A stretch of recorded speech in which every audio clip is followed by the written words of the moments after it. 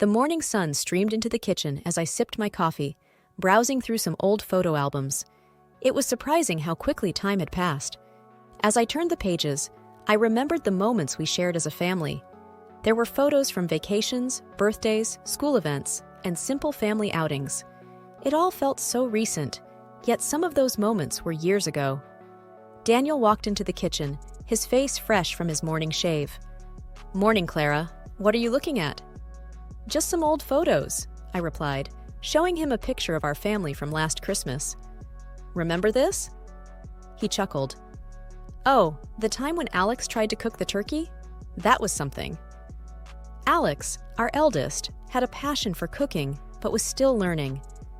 That Christmas, he'd tried to surprise us by taking on the turkey dinner, but ended up charring it a bit. We had laughed it off, saying it was the thought that counted. Liam, hearing us from the living room, shouted, "Don't remind me. I was the one who had to order the last-minute pizza." Daniel and I laughed, recalling how our traditional Christmas dinner was replaced with pizza that year. The day moved along just like any other. Daniel left for work, while I prepared the boys' lunches and got them ready for school. Alex and Liam, despite their occasional sibling spats, were thick as thieves. They were both in high school, with Alex being 2 years older than Liam. Their bond was something I cherished. They were each other's confidants, and their laughter often echoed through the house. That evening, as we sat for dinner, I brought up Daniel's upcoming 55th birthday. "We should do something special," I mused. "Like what, Mom?" Liam asked, his face lighting up at the idea. "I was thinking of a quiet family dinner," I began, but Alex interrupted. "Come on, Mom. Dad's turning 55. We should throw him a big party." Daniel, trying to hide his excitement, said, "I'd prefer something quiet, but I won't mind a party." The days leading up to Daniel's party were hectic. There was so much to do. Invitations to send out, food to arrange, decorations to put up. The boys were a tremendous help. They'd come home from school and immediately get to work, helping in any way they could. Alex took charge of the guest list, ensuring that all of Daniel's closest friends were invited. Liam, being the more artistic one, had ideas for decorations that would make the night truly memorable. One afternoon, as I was on my way to pick up the cake, I received a call from Ella. "Hey, Clara," she began, her voice sweet. "I heard about Daniel's party. Can I come?" Ella was a distant relative, a cousin's daughter, I believe. She was much younger, in her early 20s, and had often visited us during her childhood. Of late, however, she had drifted away, caught up in her own life, I guessed. "Of course, Ella," I responded. "It's been ages. We'd love to have you." "Great," she replied. "I'll see you soon." The day of the party arrived. The house was buzzing with energy. Liam and Alex were ensuring everything was perfect. Guests began to arrive, filling our home with laughter and chatter. Strangely, Daniel was late. He was never late, especially not for something this important. As the clock ticked on, I grew anxious. Calls to his phone went unanswered. And then, the front door opened. But instead of a cheerful Daniel ready to be surprised, he walked in with Ella on his arm. The room went silent. The jovial atmosphere vanished in an instant. My heart raced, and my palms felt clammy. Something was off. Daniel cleared his throat. "Everyone, I have something to say," he began, his voice unsteady. "Clara, I want a divorce. Ella is pregnant, and I'm the father." The room was so silent, I could hear the tick of the clock on the wall. My mind raced, trying to process what I'd just heard. How could this be? Everything had been perfect just a few hours ago. Alex stood up, his face red with anger. "Dad, what are you saying? This is a joke, right?" Liam, always the quieter one, just stared at the floor, tears forming in his eyes. Ella looked around the room, her face flushed. "I'm sorry," she whispered, but I wasn't sure if she meant it. Daniel looked at me, waiting for a response. But words failed me. The life I thought I knew was falling apart in front of my eyes. Guests began to murmur among themselves, and slowly, they started to leave. The party was over before it even began. That night, the boys and I sat in the living room, trying to make sense of everything. Alex was fuming. "I can't believe Dad would do this to us," he muttered. Liam, his voice shaky, said, "What are we going to do now, Mom?" I took a deep breath, trying to muster strength. "We'll figure it out, boys. We always do." But deep down, I was as lost and scared as they were. Our life was unraveling, and I didn't know how to stop it. The days after the party were a blur. News of Daniel's revelations spread like wildfire. Friends and family were shocked. Some even called to express their disbelief. The phone rang incessantly, with many offering support, but I often let it go to voicemail. I needed time to think, to process everything. The boys were taking it particularly hard. Alex, especially, was vocal about his feelings. "I can't believe Dad would do this to us," he'd often say, anger evident in his voice. Liam, on the other hand, was more reserved. He spent a lot of time in his room, often lost in thought. One day, as we were having dinner, Alex announced, "I'm going to live with Dad. Liam and I both. It's a bigger house, and besides, boys should be with their father." I looked at him, surprised. "Are you sure about this, Alex? Have you talked to Liam?" Alex glanced at Liam, who nodded. "Yes, we've discussed it. We think it's for the best." Liam added, "We just think, with everything going on, we should be there for him too." I took a deep breath, fighting back tears. If that's what you both want, then okay. The decision was made. The next week, the boys packed their bags and moved in with Daniel and Ella. The house felt empty without them, but I respected their decision. It wasn't long before things started to change, though. One evening, I received a call from Alex. "Mom," he began, his voice strained. "Ella is making our lives miserable.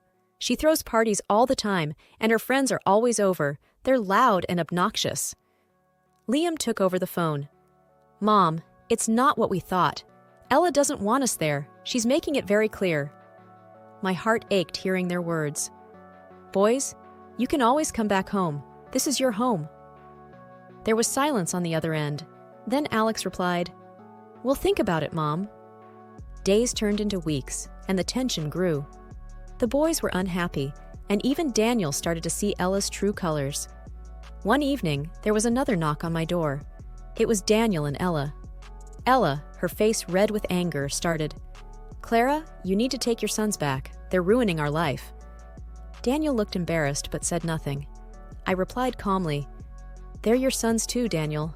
They can decide where they want to live." Ella huffed, "This is ridiculous. We can't have them here." I looked at Daniel, waiting for him to say something, to defend our children, but he remained silent. It was clear where his loyalties lay. The boys eventually returned home, and our small apartment was filled with life again. Although it was a tight space, the warmth of our bond made it comfortable. Ella's attitude had worn them out, and they regretted ever leaving. Their return also brought to light how deeply Ella's influence was entrenched in Daniel's life. One evening, as I was scrolling through my social media, an idea began to form. I knew Ella was always chasing after the flashy lifestyle.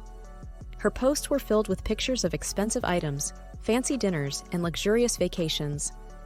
I wondered if I could use this to my advantage. "Boys," I called out, gathering them in the living room, "I have an idea." Alex looked curious. "What is it, Mom?" "I think it's time we take matters into our own hands. Ella's been having her fun, but it's time we expose her for who she really is." Liam raised an eyebrow. "How do you plan on doing that?" I explained my plan, detailing each step.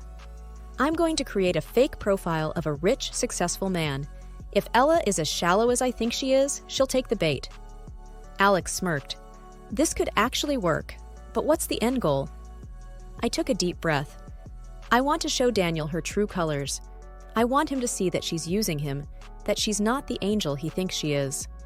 Liam looked hesitant. "It's risky, Mom. What if you get caught?" I nodded. "I know, but it's a risk I'm willing to take." With the boys' help, we set up a profile, complete with pictures of a handsome, wealthy-looking man, luxurious vacations, and high-end cars. We named him Max Sterling. Within a day of creating the profile, I sent Ella a friend request, which she quickly accepted. I wasted no time and sent her a message. "Max, Hey, came across your profile. You have a stunning smile. Ella responded almost instantly. Ella, thank you, Max. Your profile looks impressive. Businessman? Max. Yes, I dabble in a bit of everything. Real estate, stocks, you name it. By the way, are you single? Ella replied with a wink emoji. Currently in a situation, but nothing too serious. Why do you ask? Max. Well, I'm looking for someone to accompany me to some events. I could use a beautiful woman by my side. Ella's response was swift and eager. Sounds tempting. Tell me more. And so, our pen pal affair began. Ella opened up about her life, and as I'd predicted, she didn't have many kind words about Daniel. She talked about how she was just in it for the money and the luxurious life. She even mentioned faking her pregnancy to tie him down. But the worst came when she referred to me as her silly aunt and laughed about how easily she had played everyone. I had all the evidence I needed. One evening, the doorbell rang. It was Daniel. He looked worn out. Clara, can we talk? He asked, his voice breaking. I let him in. We sat in silence for a while. Finally, he spoke. I think I made a mistake. Ella is different. I smirked. Oh, you have no idea.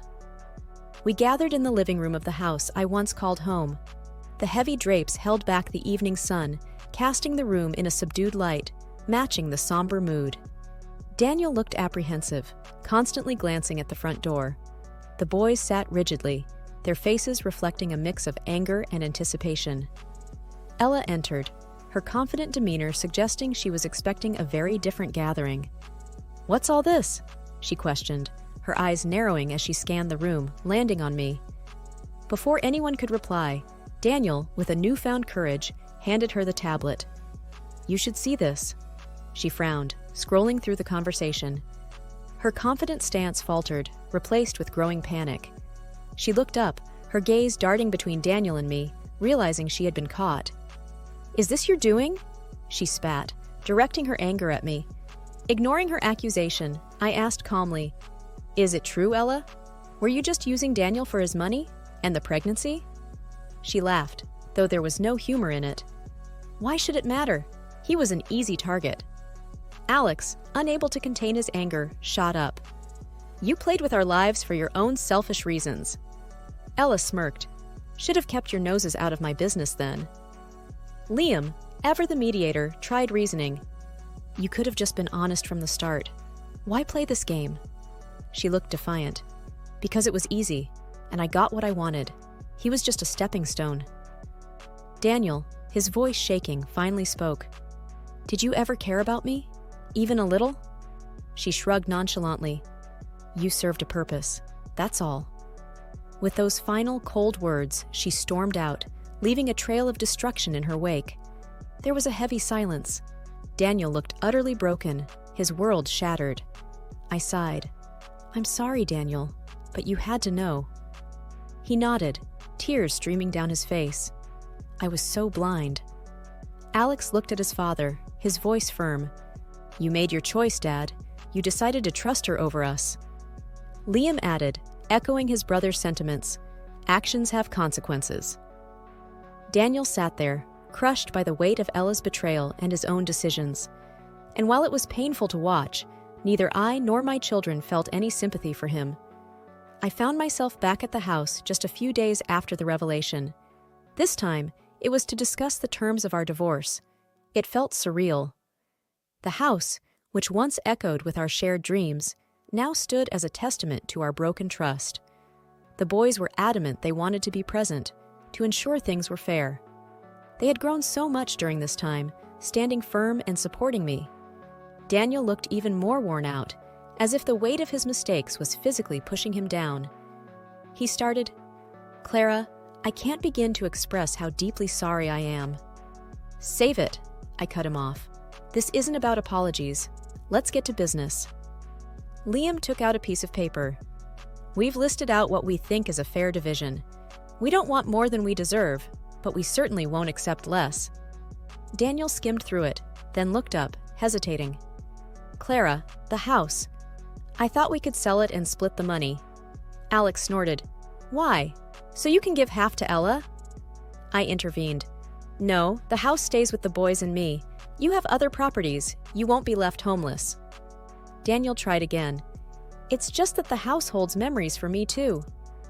Memories you were willing to tarnish by bringing Ella into our home, I retorted. He looked down, defeated. Fine, I won't contest it. The conversation moved on to other assets, bank accounts, and investments. It was a grueling process, bringing up more raw emotions. Every time we hit a roadblock, one of the boys would step in, reminding Daniel of his responsibilities. Finally, after what felt like hours, we reached an agreement. The boys and I would retain the family home and most of the joint savings. Daniel would keep his personal assets and the vacation home.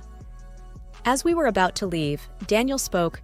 Clara, I know I don't have any right to ask, but can we ever find a way to move past this?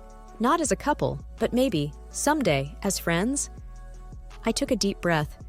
Daniel, right now, I don't have an answer. All I know is that trust, once broken, is hard to rebuild. Liam added, and actions have consequences, Dad. You chose to betray us. Alex, ever the protective one, chimed in. You need to live with the choices you made. Daniel nodded, tears glistening in his eyes. I understand. Our move to the apartment was surprisingly smooth. With the boys' help, we set up our new home. While it lacked the sprawling grandeur of the house, it had a warmth that the mansion lost a long time ago. It wasn't long before I started hearing rumors. Word spread fast in our close-knit community. Ella was the talk of the town, with her web of lies coming undone one thread at a time. One afternoon, as I sipped my coffee in a cafe downtown, Mrs. Jenkins, a longtime neighbor, approached. Clara, dear, she began, her voice oozing false concern. Have you heard? That young girl, Ella, apparently, she's been seeing multiple men behind Daniel's back. I took a sip, not letting her words rile me. Not surprised, I replied, matter-of-factly. Mrs. Jenkins leaned in closer, as if sharing a state secret. And it's not just that. They say she never was pregnant to start with. I raised an eyebrow. Well, that's something. But honestly, Mrs. Jenkins, it's no longer my concern.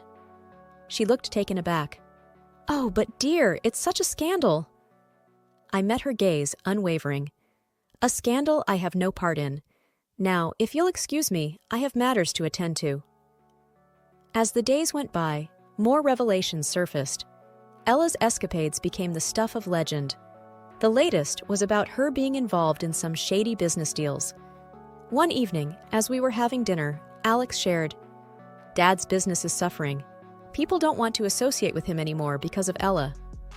Liam added, I heard some partners pulled out of deals. I took a moment, then said, It's unfortunate, but he chose to align with her. This is the outcome of his choices. The doorbell rang, disrupting our conversation. To our surprise, it was Daniel. Clara, he began, I need to talk. I nodded. Fine, but keep it brief. He sighed, looking more disheveled than ever. It's all falling apart. The business, my reputation, everything. Alex scoffed. What did you expect? Daniel looked pained. I know I messed up, but I didn't expect it to go this bad. I crossed my arms. You let a snake into your life, Daniel. It was bound to bite. He looked defeated. I know. I just hoped. Liam interrupted. Hoped what? That your betrayal wouldn't have consequences? Daniel lowered his head. I'm sorry. Alex, never one to mince words, said, Sorry doesn't cut it. You made your bed. I added, Daniel, it's time you face the music. Clean up the mess you made. He nodded, turning to leave. Thank you for hearing me out. The days turned into weeks, and then months. The boys adjusted to their new school and made new friends. We no longer heard or talked about Daniel's misfortunes. Our focus was on the future, not the past. One morning, as I prepared breakfast, Liam walked in with a letter in hand. It's from the court, he announced, his face giving nothing away. I opened it and skimmed through. The final verdict of the property division was in. The judge ruled in our favor. Most of the assets were awarded to us. Alex peeked over my shoulder. Wow, that's a lot more than I expected. I nodded. Yes, but remember, material possessions are fleeting. Our real wealth is here, I said, tapping my heart. With family. Liam smiled. Couldn't agree more, Mom. The doorbell rang, and Alex went to answer. It was Mr. Wilson, our former gardener from the mansion. He looked different, happier. Clara, good to see you. I brought you these. He handed over a basket of fresh flowers. From your favorite part of the old garden. Tears filled my eyes. Thank you, Wilson. This means a lot. He grinned. I heard about the verdict. I'm glad justice prevailed. I nodded. Thank you for sticking by us, even after everything. He waved it off. You were always kind to me. Besides, everyone knew what Ella was about. It was only a matter of time. We chatted a bit more, reminiscing about the old days before he left. The boys and I sat down for breakfast, the aroma of fresh flowers filling the room. Alex broke the silence. Mom, have you thought about what we'll do now? Liam added, with the assets and all? I took a moment. I've been thinking. Perhaps it's time for a fresh start, somewhere new. We can sell the house, the cars, everything. We'll have enough to start over. Alex looked intrigued.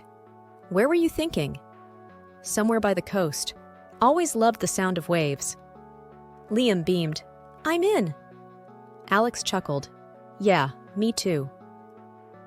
We started planning our move. A new place, away from the shadows of our past. It was exhilarating. A few weeks later, we packed our bags and headed to our new home.